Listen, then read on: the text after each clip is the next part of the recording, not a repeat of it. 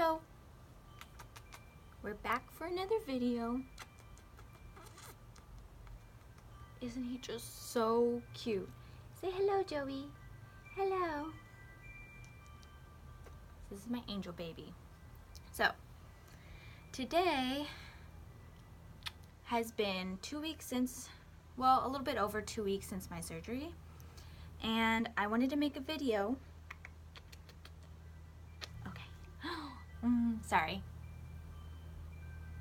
There you go. So, I'm back with another video because it's been a little bit over 2 weeks since my surgery, and I just wanted to talk about, for anyone who's a new runner, beginning running, or getting back from an injury, on tips and, ideas of how to start getting into running.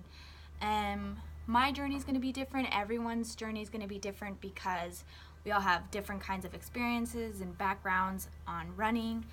And so what I'm really trying to focus on is just,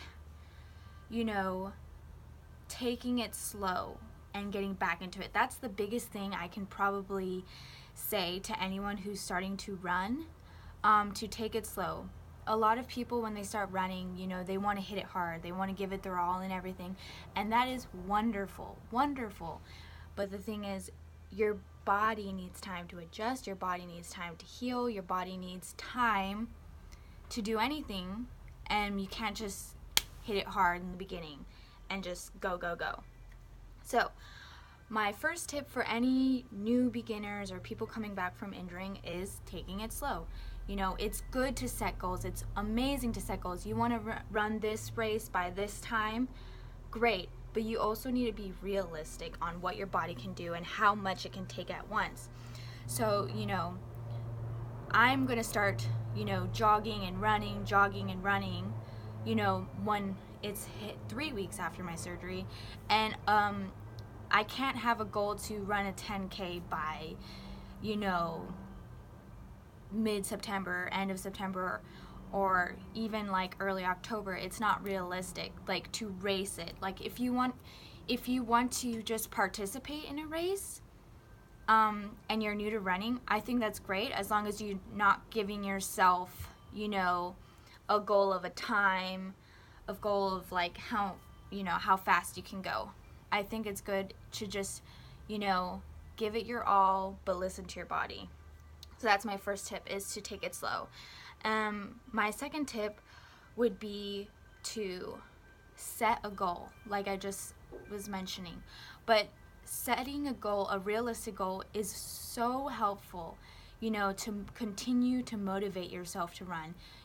There's been times where I hadn't set up a race for myself to run for months, and I lost my motivation to run. I didn't feel like, whoa, what's the point of running? I don't need to right now. I have nothing going on. Setting your goal is going to keep you in check. It's going to make it easier to, continue your training. Because if you're training with no goal, you kind of get lost, and, what's the point sometimes? And my third tip would be to come up with a training plan. And a training plan sounds, kind of like, oh, that's for like advanced runners, or what's a training plan? And a training plan is very simple. You just look at your week.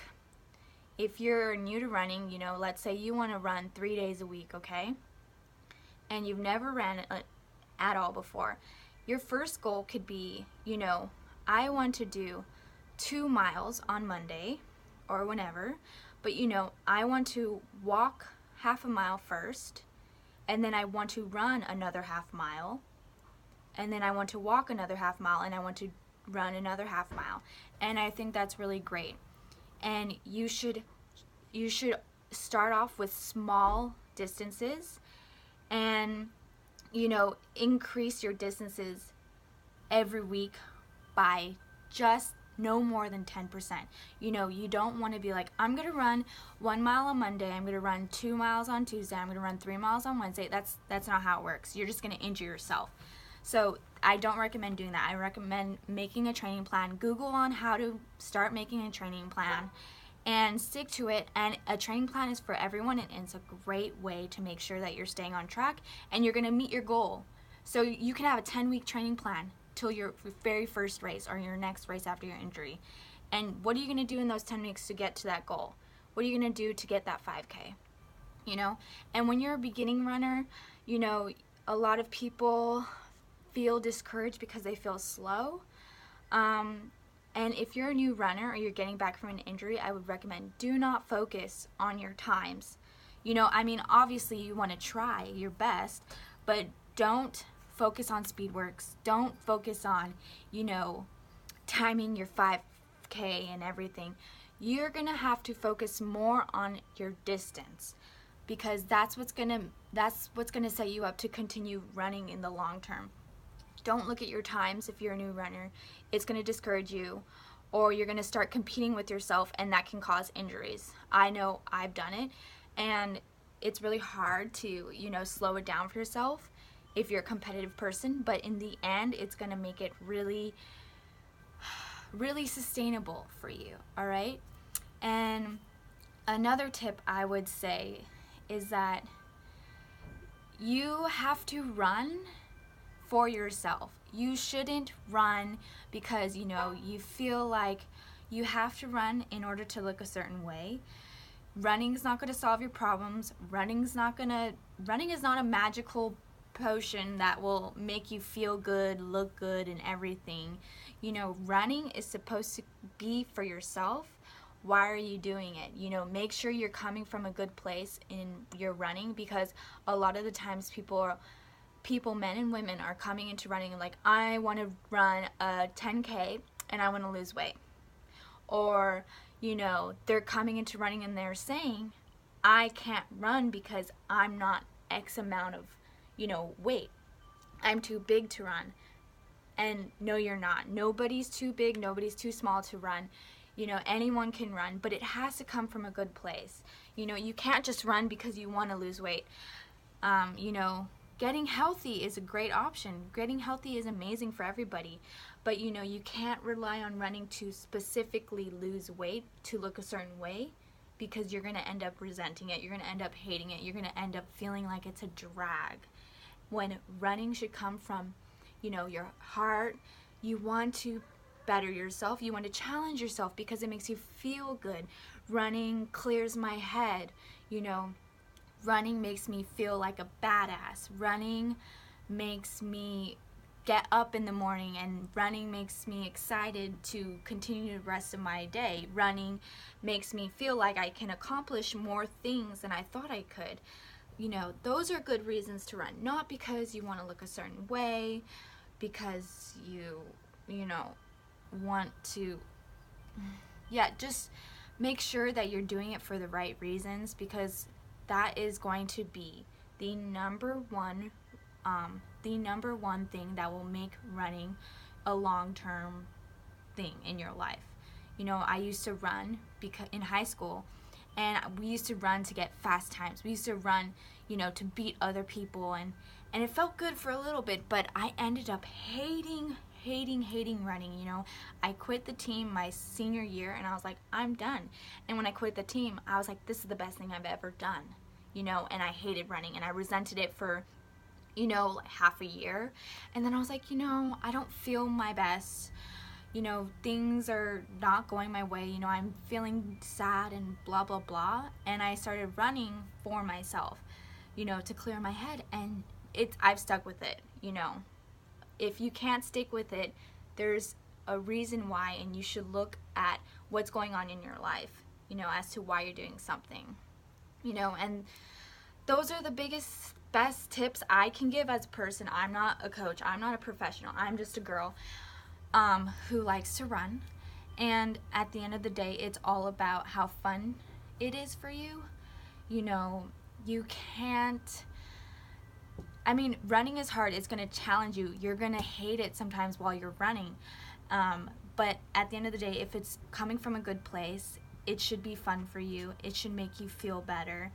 And remember, don't go too hard. I'm not going to go too hard. You know, pushing yourself after any kind of injury or pushing yourself in the very beginning is going to cause you to cut your running short, and you're going to have an injury, and then you're going to start from square one again. So take it slow, enjoy the journey, run for a good reason, and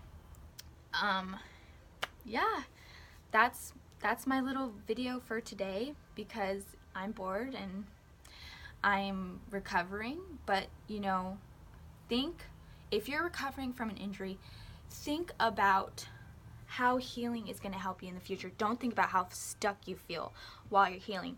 When you're healing, you need to manifest positive energy into your future. You know, right now I'm thinking about running, how I'm going to get back into the game, and how great it is to heal, so that when I do get back in the game, I'm not hurting all the time. I'm not going, oh no, I think something's wrong again. You know, I have to go back to the hospital.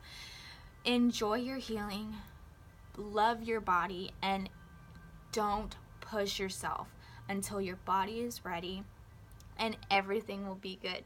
You know, I signed up for races. I have a race on September 8th, and you know, I'm not feeling any anxiety about it. You know, I signed up for that race before all of this has happened. I'm not feeling anxiety about it at all. You know what I'm going to do at the race? I'm going to show up, I'm going to jog where I can, I'm going to walk where I need to, and I'm not going to feel upset about it. I'm not going to feel like a failure. I'm going to feel like I did something great, because you know, you're still moving, you're still getting that distance in time.